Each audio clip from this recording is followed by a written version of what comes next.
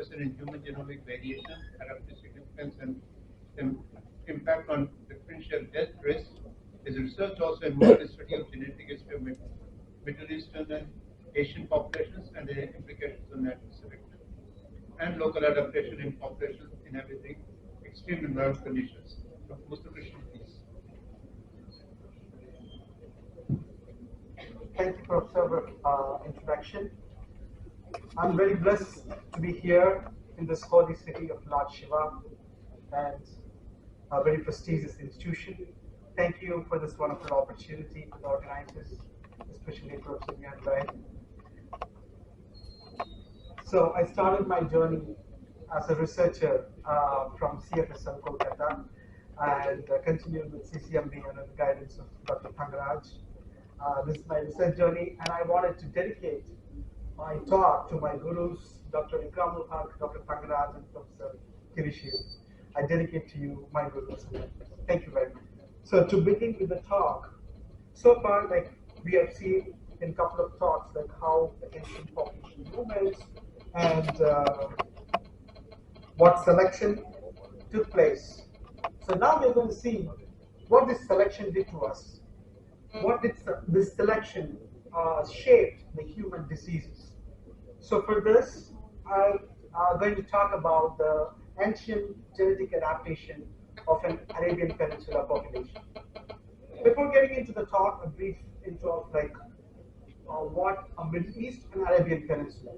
So Middle East forms a major part of Western Asia, comprising this large region, where Arabian Peninsula constitutes the central portion of this Middle East, constituting of the 7 different Arab countries constituting the Arabian Peninsula region. When you see archaeological evidences have shown that this Arabian Peninsula has played a major role during out of Africa human migrations. Being at the crossroads of Africa and Eurasia, Arabian Peninsula has served as a corridor for human migrations. Interestingly, paleoanthropological records have reported that this Arabian Peninsula was once lush and green. Up until 6,000 years ago, it was much wetter and green, but what we see now as a desert. And another Arabification event around 4,000 years ago, that is one of the most important climate events in the last 10,000 years, it resulted in another Arabification of the region. You see in this picture, that it shows the ancient picture of ancient lake in the Decoding region in Saudi Arabia, and this is the Al-Musta region, which was once humid and monsoon. So this region has underwent a tremendous environmental transformation and extreme climatic conditions. So despite these drastic climate change, this region was populated with immense genetic diversity, followed by, the populations have adapted to the hot and dry ecological settings.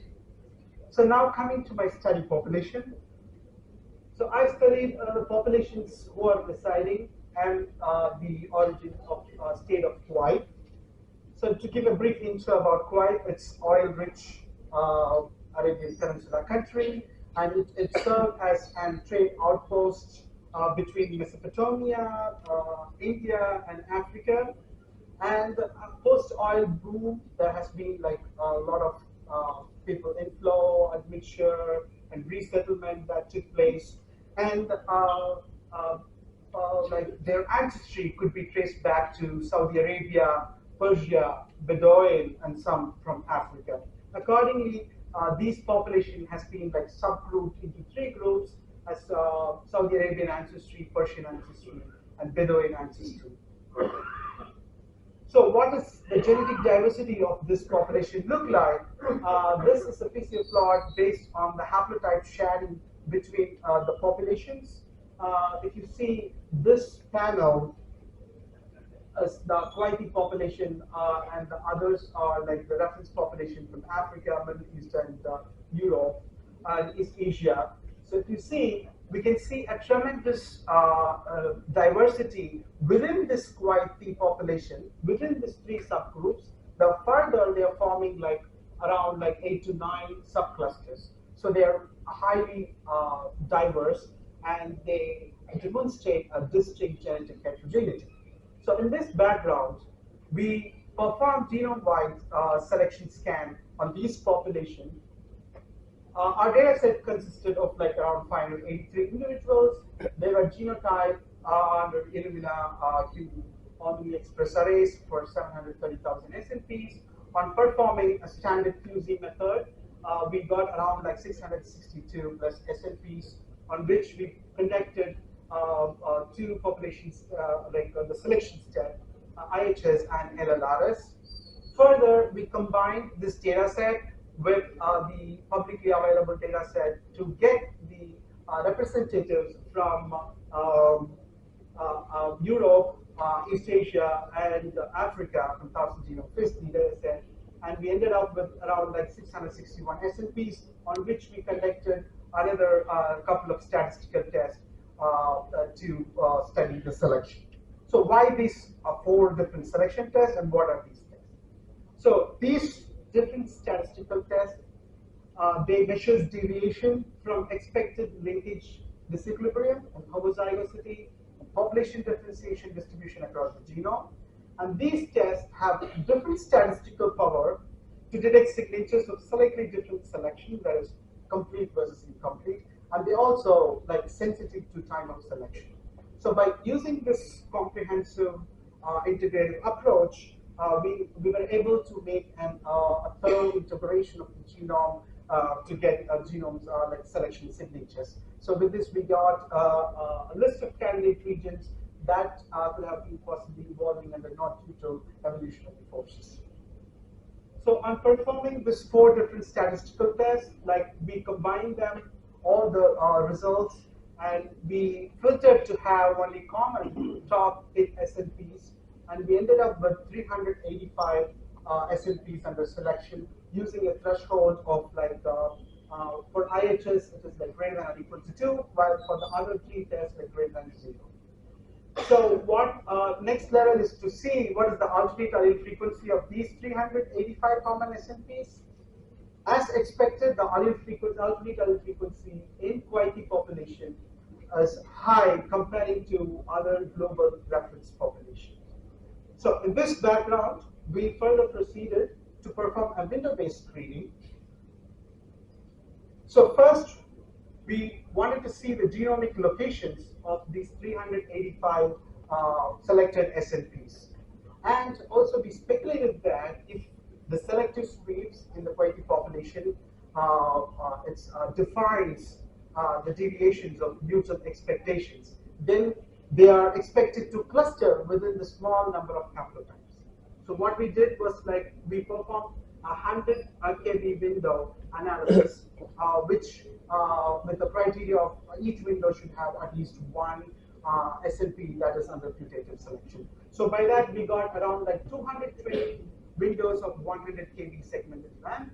And in this diagram you see like considering all the autosomal chromosomes, each colored bar represents at least like 25 MB of region having at least one 100 kb window, and the colored bar represents the number of SNPs under selection. If it is blue, it is less number, and if it is red, it's more number of SNPs.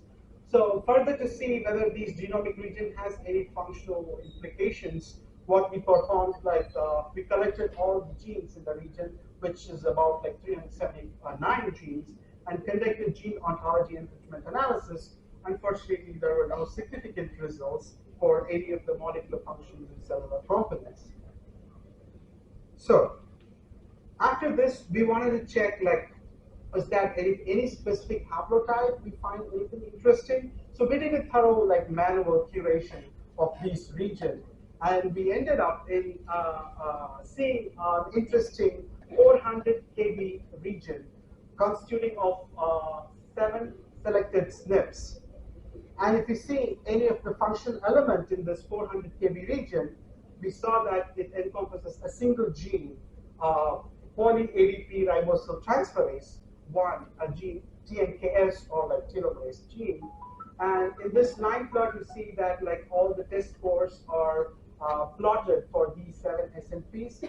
And among these 7, 3 SNPs are located in the upstream of the TNKS region, and 4 are present in the intronic region of this TNKS. So next we went on to study the haplotype structure. So now we know this haplotype is interesting.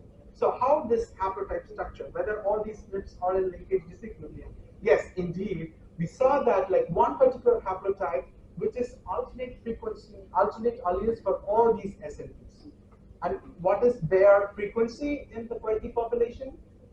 If you see this haplotype composed of alternate alleles of all SNPs are in black, and each row represents each individual genotype, and they are labeled according to their subgroups representing the colors. So we see that the most of the Kuwaiti individuals carry this haplotype with all alternate SNPs. This is quite interesting. And then we wanted to see what is the scenario with the comparing to global population. We see that like the Kuwaiti population had high frequency when compared to all other global populations. That's very interesting. And within this intrapopulation frequency, we see that interestingly, the Saudi population, population with Saudi ancestry, has high frequency compared to other ancestral populations, leading us to speculate that this Saudi ancestry frequency is driving the high frequency in the Kuwaiti populations. So next level we check like, okay, this TNKase haplotype, is it associated with any diseases? Yes, the GWAS dataset says they are associated with type 2 diabetes, obesity, asthma, and other blood-related phenotypes. So we went on to see whether any kind of interesting phenotypes that is available in UK Biobank database. Interestingly, we saw that like 6 out of 7 SNPs are significantly associated with hypertension. Then we saw what is the expression pattern of this TNKase expression. So we checked for the eQTL data in GTEx. We saw that it is globally, the TNKase gene is globally expressed in the brain-related tissues, especially the spinal cord and the tibial nerve.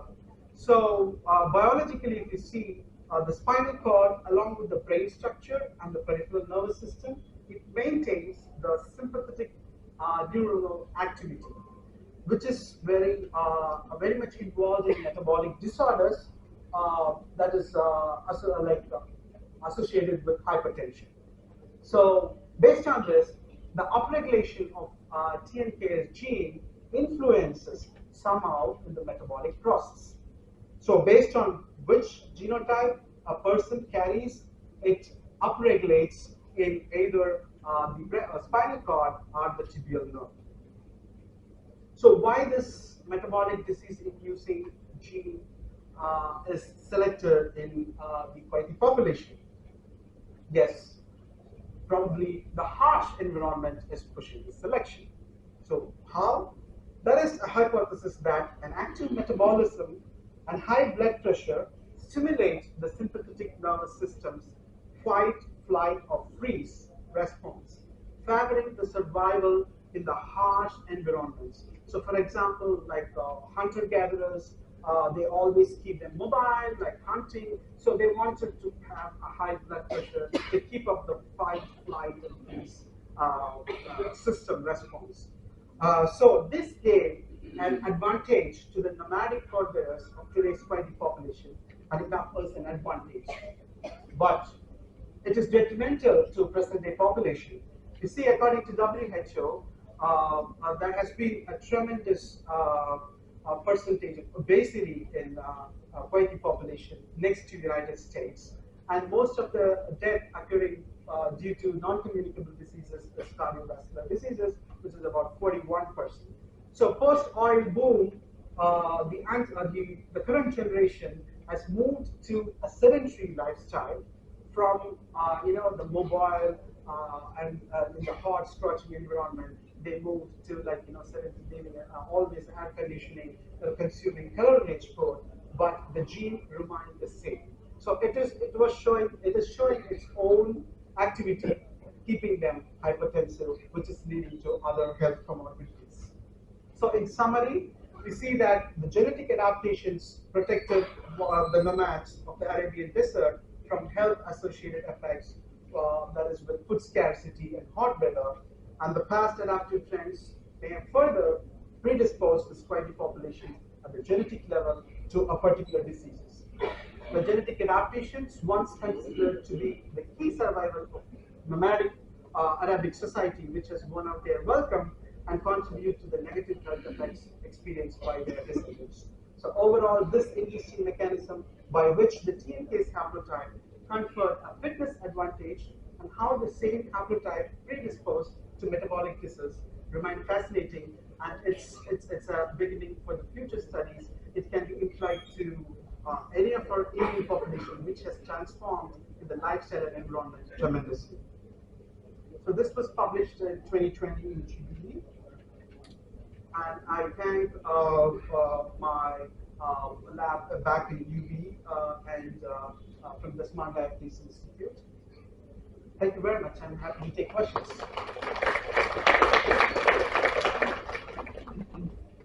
Thank you, Eaaswarkhanth. You finished in time. Thank you for your excellent presentation. There is a lot of time you can ask questions. Like 3 to 4 questions can be taken. Thank you for the nice presentation. Thank you. Lots of functional studies, and there are other markers, copy number variations. Yes.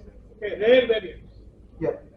So, exploring that, you have come to a conclusion that the TNKase is one of the important markers here. How much strength are there here? That to infer that, and also most important in terms of environment and genetics, food habits, culture, behavior. We only took first priming. Yes. How about that type of behavioral traits? That's also important. Yeah, so the environment and the behavioral type, the food habits. So when they go into desert, like sea farming and stuff, so they eat, that is a food scarcity, water scarcity. So that is altering their metabolic process. So that is also like, as I told, it is expressed in like the spinal cord and now, which is associated with the metabolic process. So that is like kind of like connecting with the hypothesis, which is being made for their survival, controlling the sympathetic nervous system response. So that was also considered in this one. First question. Oh yeah, the first question.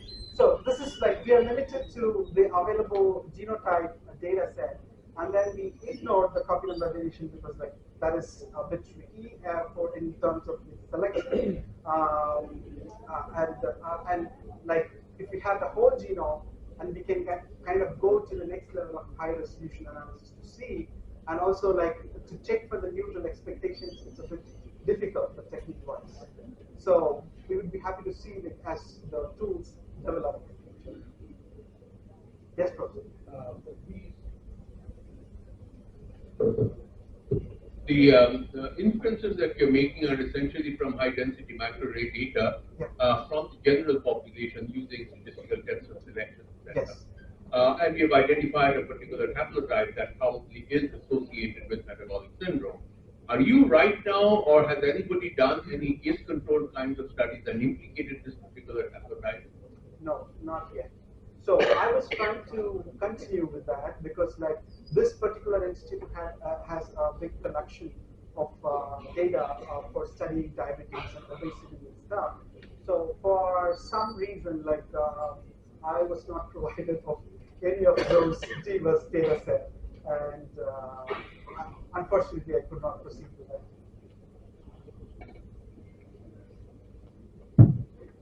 Can I ask one question? Yes.